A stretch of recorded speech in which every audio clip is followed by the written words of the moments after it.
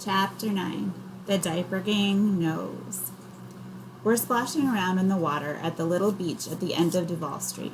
It's the only way to cool off on a hot day.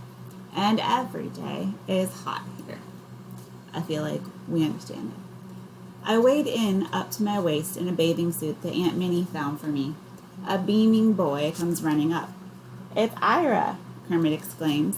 "I'm back, fellas," the boy announces like a returning hero. He's got a mop-like head of curly red hair. He looks like little orphan Annie without the red dress. "When'd you get in from Miami?" Beans asks. "Last night. It took us forever to get home. The ferry ran aground." "Poppy told me that when the highway's finished, we won't need no ferries," Kermit says.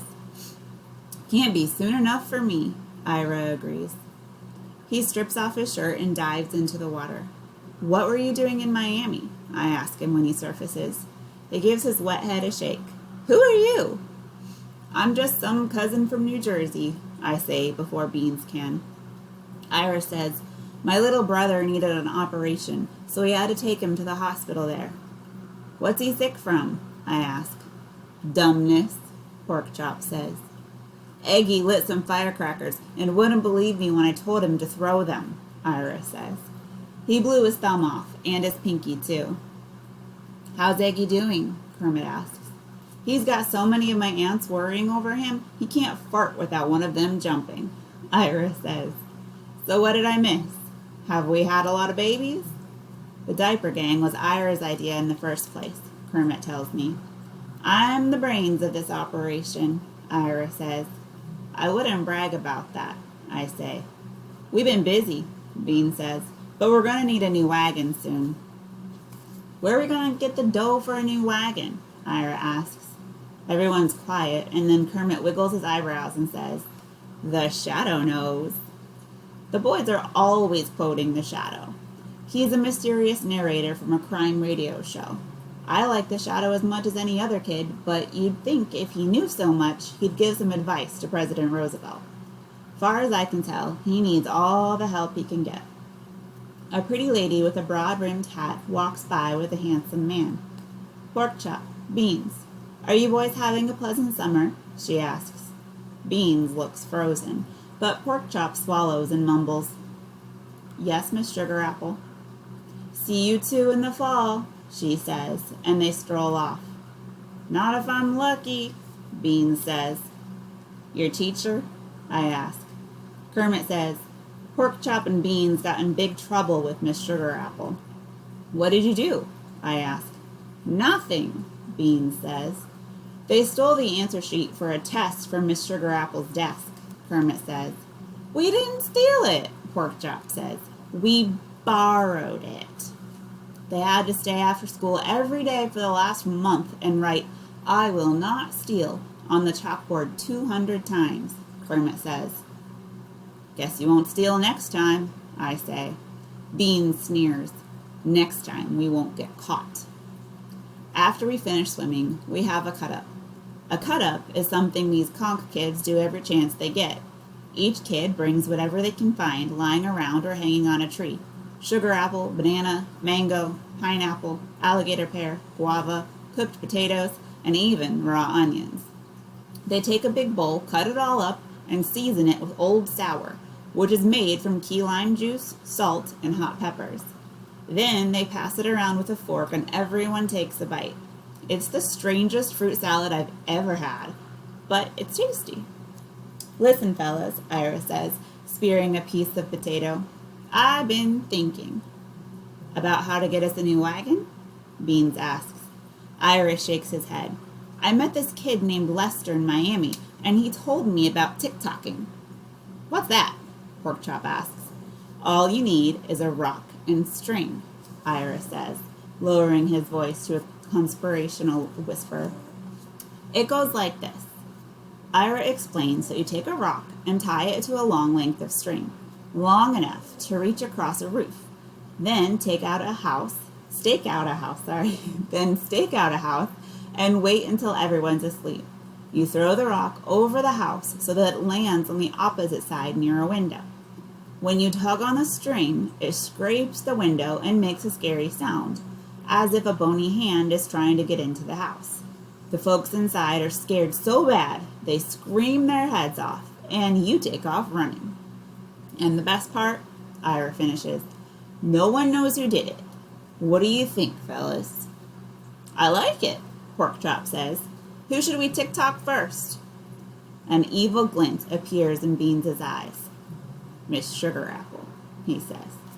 So, to be clear, TikToking in this book is not talking about the app. Okay. It's late, and I'm lying in bed, listening to mosquitoes buzz.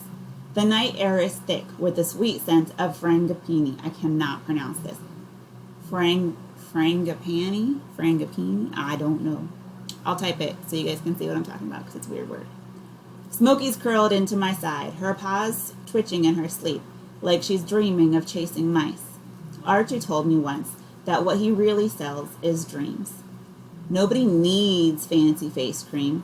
A lady buys it because she wants to feel young or find a husband or feel prettier than her neighbor, he told me. All I do is sell her that dream, bottled up nice and tidy in a cream or maybe a new hat or some brushes. But what if she doesn't have a dream? I asked him. Princess, he said, laughing, everybody's got a dream. I've almost fallen asleep when a scream shatters the quiet, and I know that the diaper gang has struck.